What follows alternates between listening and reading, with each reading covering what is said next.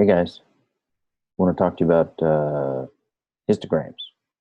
We've done some work in class on what a distribution is, what a histogram is, but I think that there's no replacement for actually doing it yourself. So that's what this Excel assignment is about. If you open it up, you're going to be, oh, wait a minute, I got to share my screen.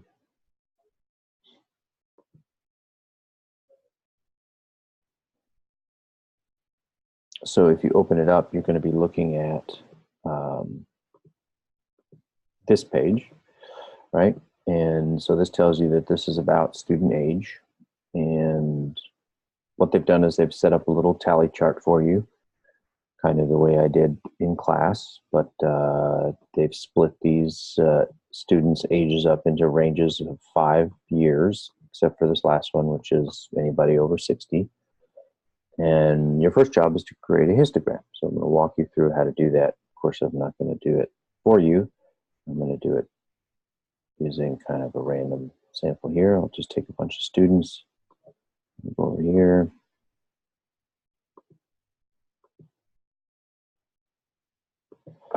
Okay, so these are my ages of students.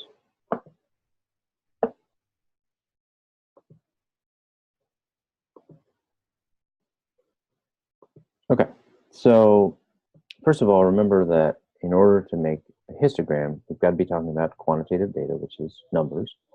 These numbers represent one student. Each number is one student. So this is a 19-year-old, this is a 29-year-old, this is a 28-year-old, this is a 20-year-old.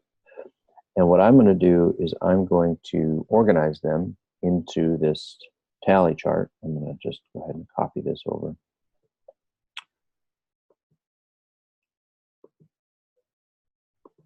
And this will model what you're going to do, but you're doing it with sheet 2, which is a very large data set. Now, I wanted to use a large data set because I wanted it to be kind of realistic in terms of, if we're looking at all the students at Ivy Tech, we're talking about lots of students. I think this one has somewhere around 900 and almost 1,000 students. Okay, so what I do first is I highlight everything here. I'll move these Zoom things out of the way. Then I go to sort and filter, smallest to largest. Okay, and now so now I need to get, how many 15 to 19-year-olds are there? Instead of counting 1, 2, 3, what I'm going to do is I'm going to highlight all of the ages that fit that range. And then if I look down here at the bottom, it says count 7. So that means that there are 7 people there. Then I do the same thing, 20 to 24. I go to count, it says 5. Then I do, the next group is 25 to 29. So there's 5 of those. Then the next group is from 30 to 34. There's only 3 of those people. And the next group is 35 to 39. There's 3 of those people. And the next group is 40 to 44. There's only 2 of those people. There's only 1 person. Oops, 2 didn't get in there. There's only 1 person from 45 to 49, and there's 1 person there. Okay, so that's what my chart is going to look like after I go through this. And when you're doing it, you're going to have to go through this list. And again, get them in order, and then you're going to highlight, whatever range you're looking for, 15 to 19-year-olds, and you're going to say, look at the count and put that number into this table over here. Okay, so you got to be able to go back and forth between the sheets. The tabs are down here at the bottom. Okay, so now, once I've got that table filled out, I'm ready to make my histogram. Now, there is a histogram tool, but I don't want you to use that because I want you to get the experience of building a histogram from scratch. If you make histograms for real projects, you can highlight all of the information and just make the histogram directly. Okay, so what I'm going to do is I'm going to highlight the data that I want. I'm not going to highlight the titles because Excel gets confused about that. So then I go to Insert, and I go to the bar chart, which is the very first one. Click on the first top left. Okay, so it's made a chart. Things are looking good because I've got my x-axis down here. Those are my age ranges. Got my bars. Looks like exactly what it looks like here. So now I need to go and change some things. Now, I like to use quick layout, which is up in the top left corner. I'm going to choose something that has, well, this actually looks pretty good. It's got my title, x-axis, y-axis label, and it's done the gap width to 0, which is important. If you can't find that, or you go about it some other way, then if you click on the bars and you right-click Format Data Series, gives you the option to change the gap width manually, right? So if you're over here and you want to make it histogram, just move the gap width down to 0. Okay, so I'm going to get my labels in here, right? You want to, this is age distribution of students, something like that would be a good title. And then this would be something like age ranges, and this would be, you can call this frequency, but I think it's always nice to say what you're counting, so you could say number of students or something like that. Okay, so that's probably 50% of this, right? That takes us up to step 4, right? Now we're in the summary questions. So remember, when you're answering the summary questions, you're breaking it down, you're thinking about one question at a time, you're paying attention to how many questions there are. So really there's one question, which is it skewed? And if it is skewed, which way? And then why does it make sense? So that's referring to whether it's skewed. And then what does that imply about the median versus mean? Okay, I want to spend some time on that because that's definitely a hard question.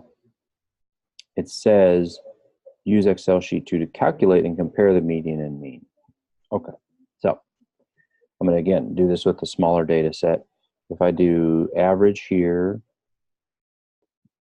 this is taking us back to Unit 1 and thinking about how we calculate these. So this is the mean, and then I can calculate the median, highlight all the numbers.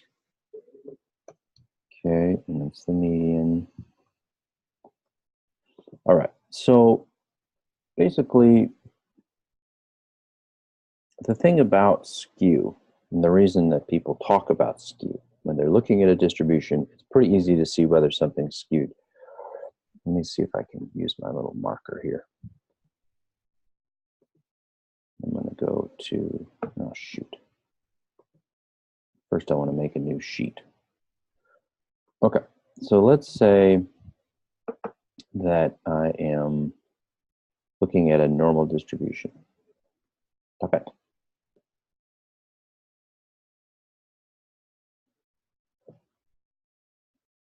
Okay, so that's my normal distribution.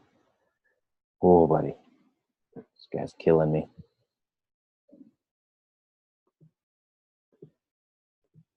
And the thing that makes it normal is that it's got the highest bar in the center, right? And that, so this, right, the center part is the highest, and that it's symmetrical, which means the left side and the right side kind of look similar. So, we go to the right, it looks the same as when we go to the left.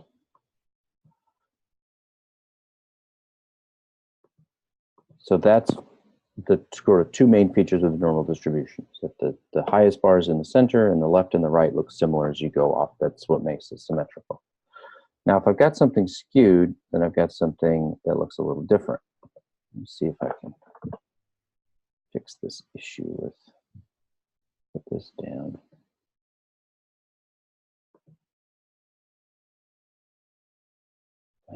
My goodness.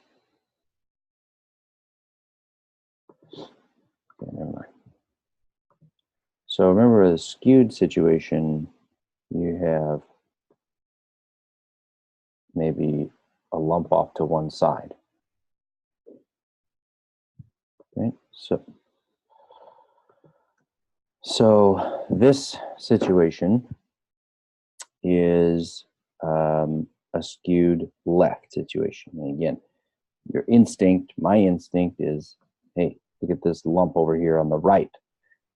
But it's not skewed right, it's skewed left, and that has to do with the tail. So what's the significance of the tail in this situation? Well, let's say I've got a bunch of people over here. Let's, what would be a good situation that's skewed to the right? Well, let's say that I'm looking at churchgoers, okay? So these are my 60-year-olds here, 65, 67, 66, 68, 64. And then I've got some 70-year-olds, 75, 72, 74, 73, right, 72. But then I've got, you know, a couple of 50-year-olds, 52, 55, and I've got some 40-year-olds, 45, 42, and then I've got a 20-year-old, and I've got some 18-year-olds, right? So this distribution would be skewed left, okay? It's skewed left because my lump is shifted over to the right, and I've got this long tail going off to the left because I have, you know, one 18-year-old and one 20-year-old.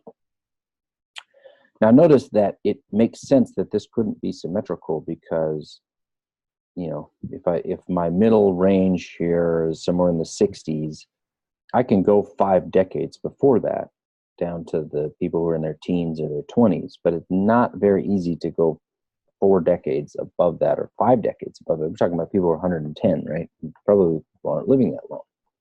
So it makes sense that this church situation would be skewed to the left. Now I want you to see what happens when we do the mean and median of these numbers so you can get a sense of what should happen in your situation. So that's the average, which is the mean. And then looking at the median, okay, and that's the median. Okay, so what's happened here is that because of the skew to the left, the long tail to the left, the mean has been pulled down. Okay, so the way I'm thinking about that is that in a normal distribution, the mean and median are in the same place because the mean is in the center and the median is in the center. The median is the, you know, 50th percentile, that person that's right in the middle. In a skewed distribution, the mean responds to the tail because the mean includes every single number in,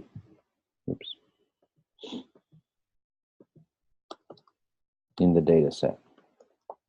So the 18 and 20-year-olds are being added into the group, and when you put them in and then divide by how many there are, they're pulling it down. So just to try to make that clear, if I didn't have the 18 and 20-year-olds, the sum here is 1,003. There are 16 people, right? And then when I add in that, the sum is 1,041, and there are 18 people. Okay, so if I cut off the tail, then the average would be just 1,003 divided by 16, which is this number, 62.6875. That's pretty close to the median because that, if I took off this part of it, this would look kind of normal, right? So this tail part is what's making it not normal. It's not totally normal, right? But it's pretty good because the mean and the median are very similar to each other. But when I stick on those extra 2 people, right? We already know the average, but I'll just calculate it again. It's 1,041 divided by 18. That's 57.833. Here, I'll do it the old-fashioned way. 1,003 divided by 16. That's the 62.875, and this is 1,041 divided by 18. That's the 57.833. Right. So this is the situation where we have the long tail. The mean has been pulled down. That's skewed left. Skewed right is the other situation. Because I have these numbers that are up to the right, sorry, I'm trying to show you stuff with my hands. You can't see my hands. Because I have stuff that's up to the right in a skew right situation, that pulls the mean up. So to summarize, in a skewed left situation, it ends up that the mean is less than the median.